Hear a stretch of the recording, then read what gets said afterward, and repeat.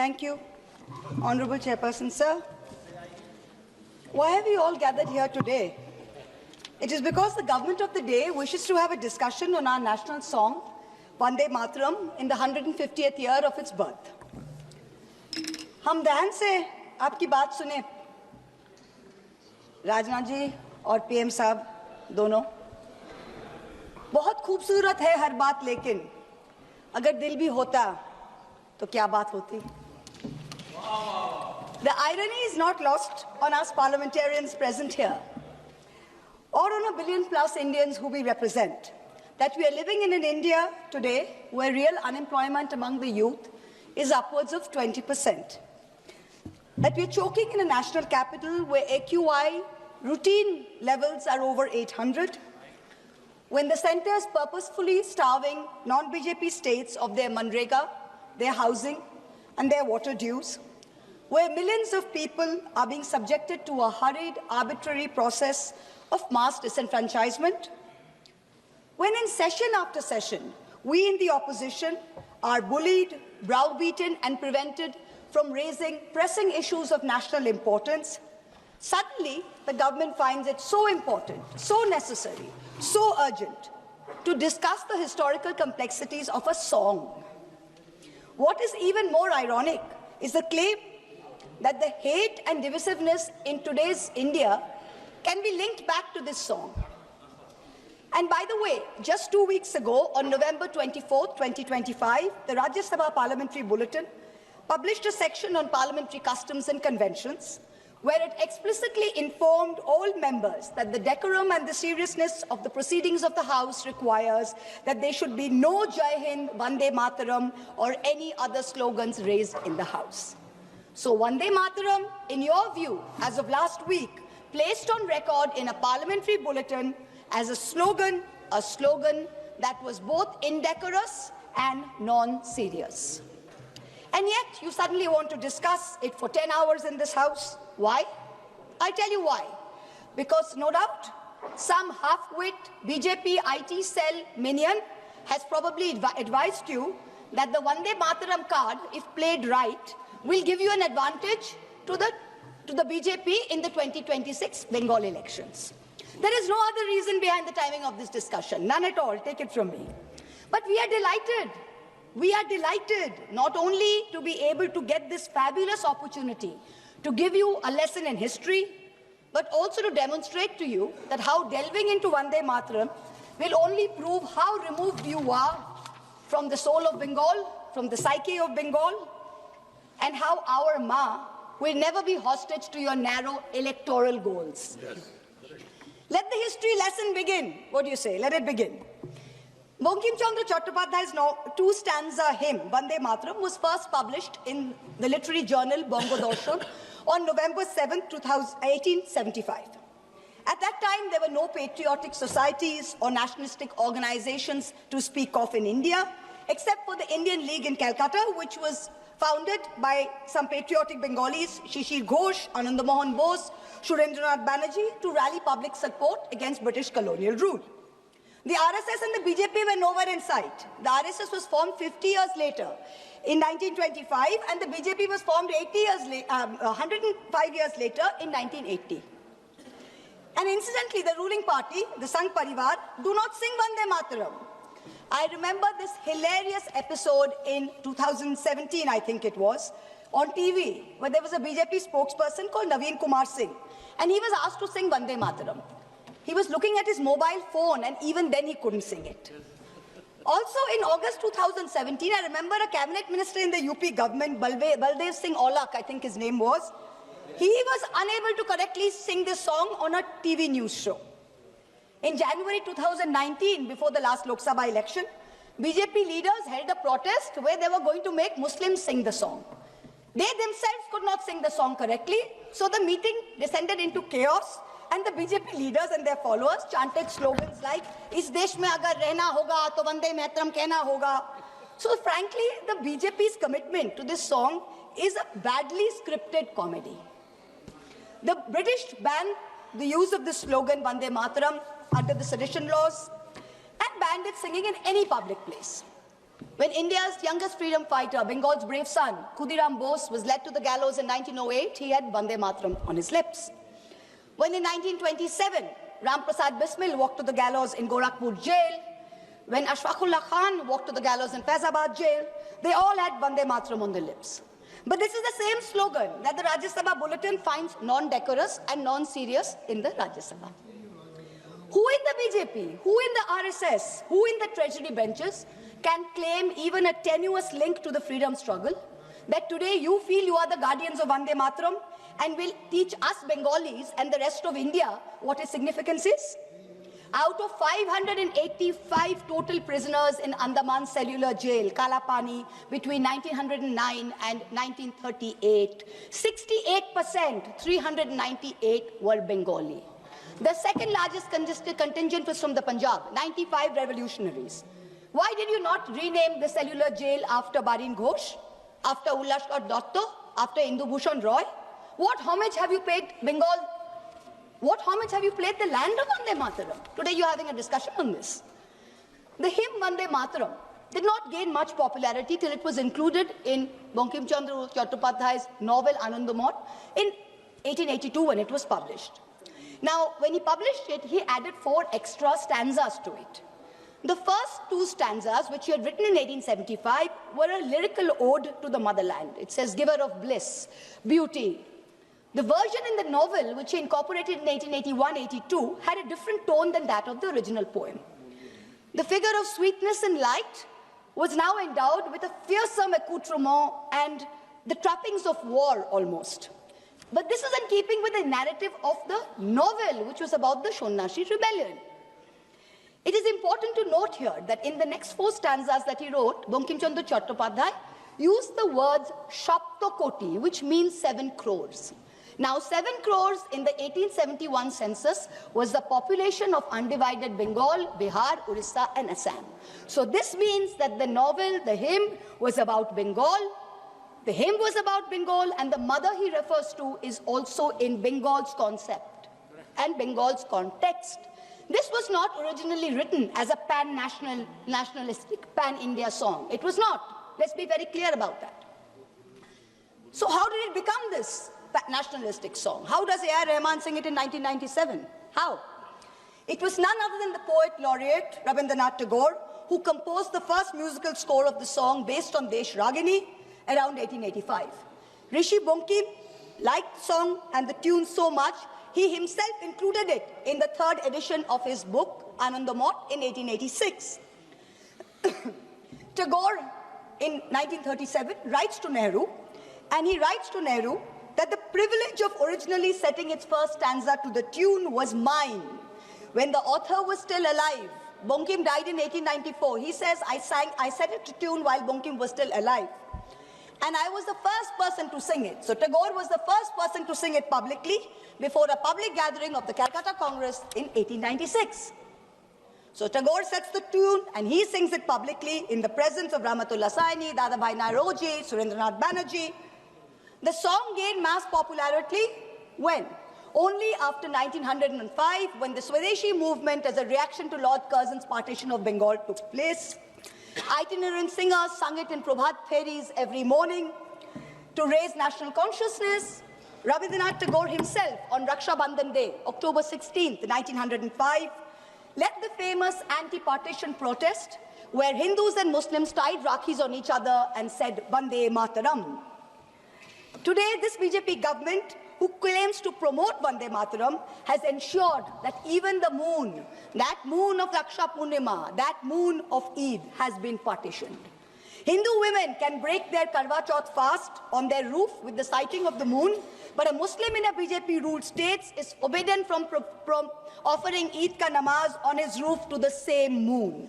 And you are blaming a song for India's divisiveness.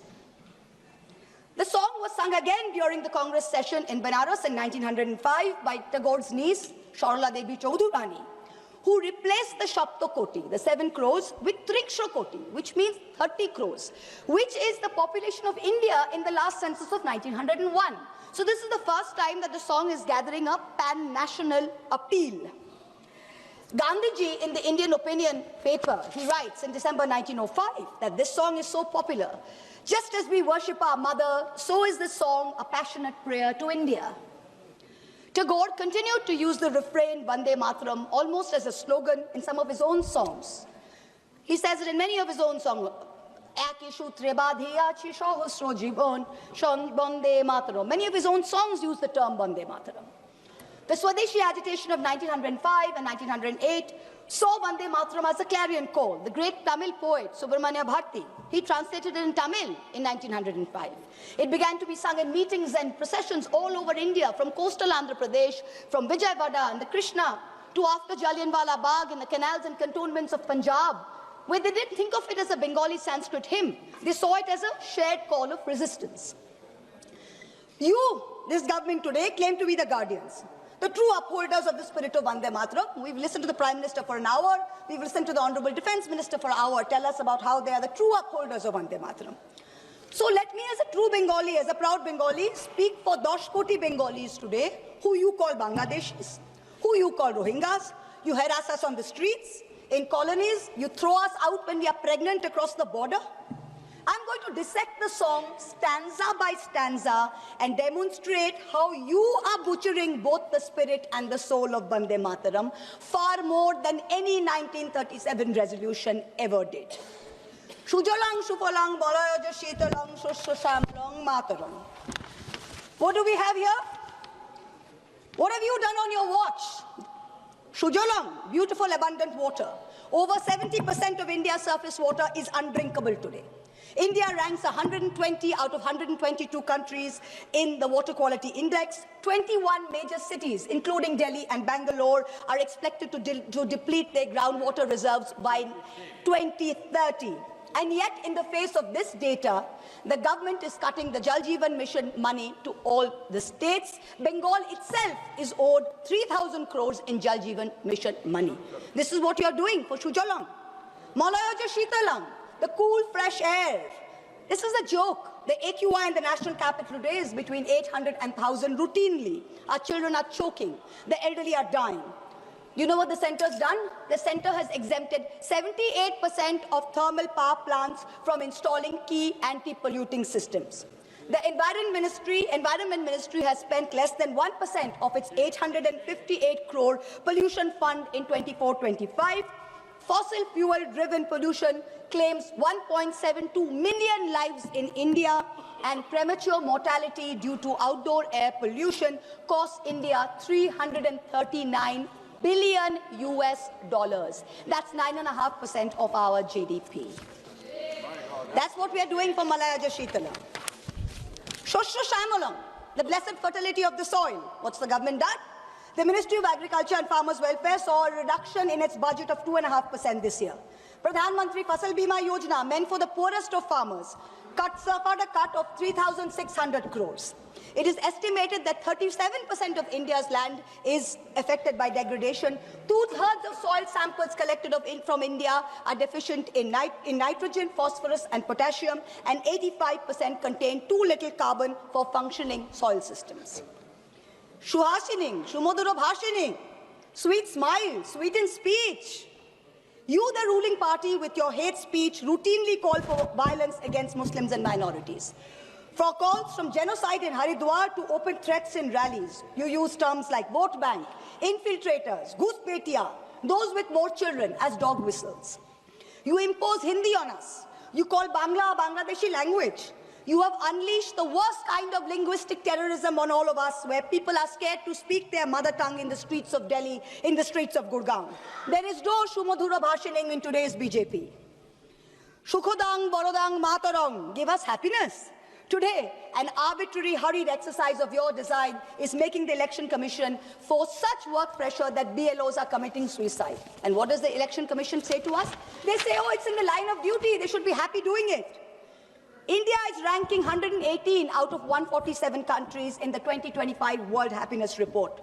To be a minority in India today is to be perpetually suspect, perpetually second class, and perpetually subordinate. Far from feeling happy, minorities are fearing the state instead of feeling protected by it. Tumi vidya, tumi dharmo. Sir, I have 22 minutes. Only two speakers, 1 minute. sir. Time has to extend. Okay. Already we Tumi reached. vidya, tumi dharmo. Let's Honorable talk members, about wait. vidya first. Honorable members, we reached already 6 o'clock. I want to know the sense of the House. If the House decides, we can go on up to the discussion is over. Time can be extended.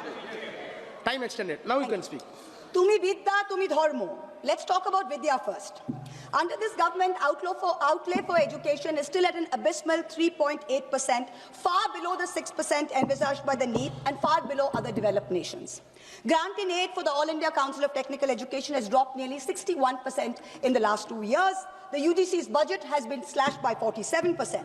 Let's take one example, Delhi University.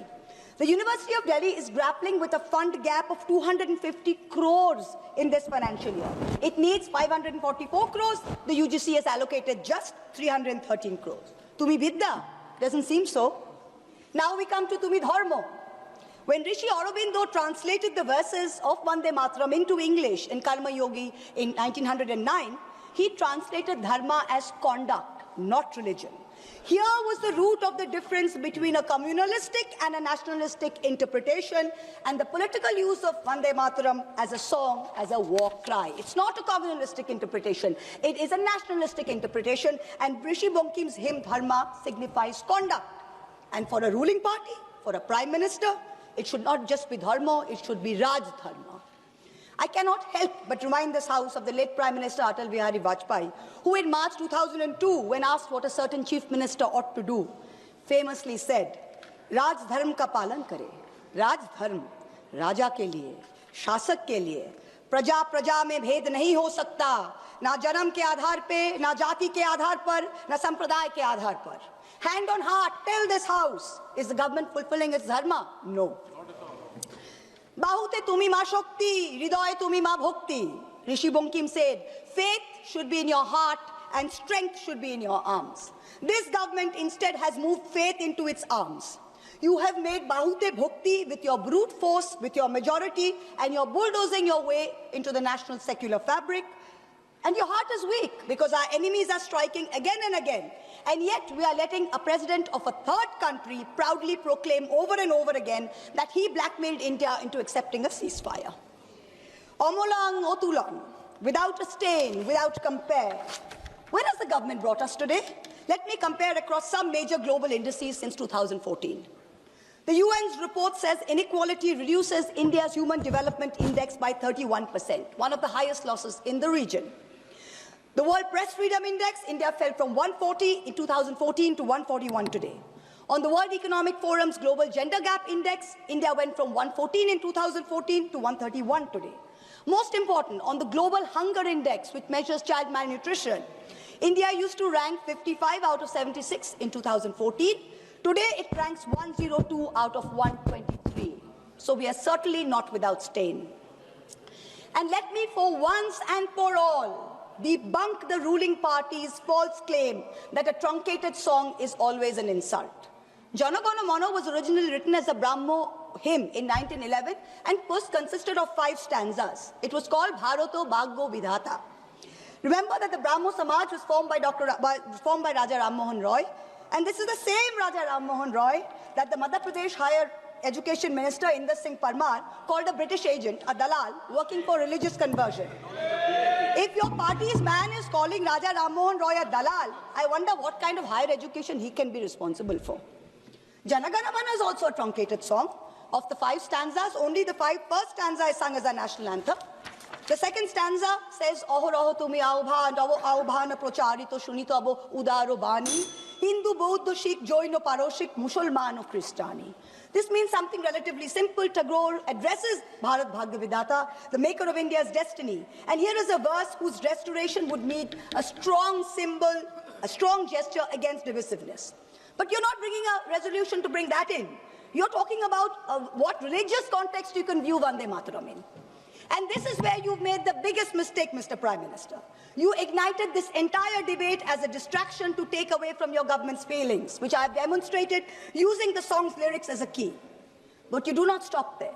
One of the chief spokespersons of the BJP, a fellow MP here, went one step further and said that this truncation was done at Nehru's behest. He said he had learned this by reading a book by the historian Sachiv Bhattacharya. Mr. Chairperson, sir, there is no such book. There is no historian called Sachiv Bhattacharya who has written a book on the history of Vande Mataram. He does not exist. He does not exist except in the fertile manure that constitutes the MP's imagination.